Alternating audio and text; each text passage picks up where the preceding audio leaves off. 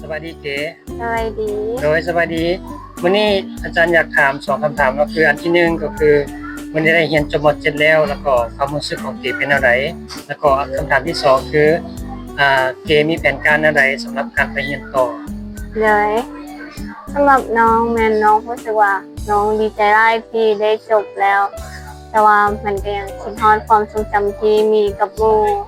ต่างๆที่ได้ลิ้นน้ำกันได้ใช้ชีวิตร่วมกันมีทุกข์มีสุขมี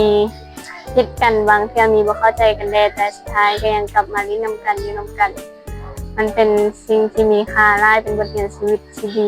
เกี่ยวกับน้องเลย น้องรู้สึกว่าการจบม .7 นี้เป็นเป้าหมายที่สำคัญที่สุดที่พวกน้องได้เฮ็ดจนสำเร็จแล้ว แล้วน้องก็อยากขอบใจทุกคนที่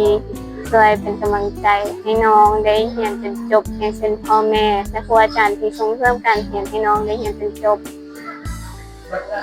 น้องมีแผนการที่จะไปเรียนต่ออยู่มหาวิทยาลัยแห่งศาสตร์อยู่นครหลวงเวียงจันทน์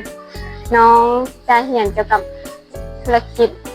เรียนพอเรียนจบปริญญาตรีแล้วน้องจะไปต่อปริญญาเอกกับปริญญาโทอยู่จีนและเขาเฮ็ดเวียกนำพี่น้องอยู่จีนโดยขอให้ประสบความสำเร็จเด้อโดยโชคดีเด้อสวัสดีอุ้มอิมวันนี้อาจารย์อยากถามว่าความรู้สึกของอุ้มอิมเป็นอะไรหลังจากได้เรียนจบม .7 แล้ว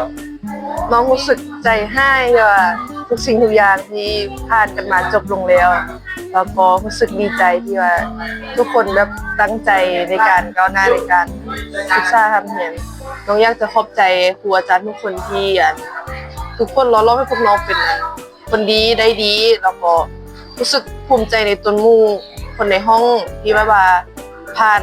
ร้อนผ่านหนาวนำกันมาแล้วก็อยากจะให้ทุกคนท่านประสบผลสำเร็จแล้วก็ประสบผลสำเร็จทางสิ่งที่เลือกไม่ว่าจะไปเรียนต่อหรือว่าจะเฮ็ดอื่น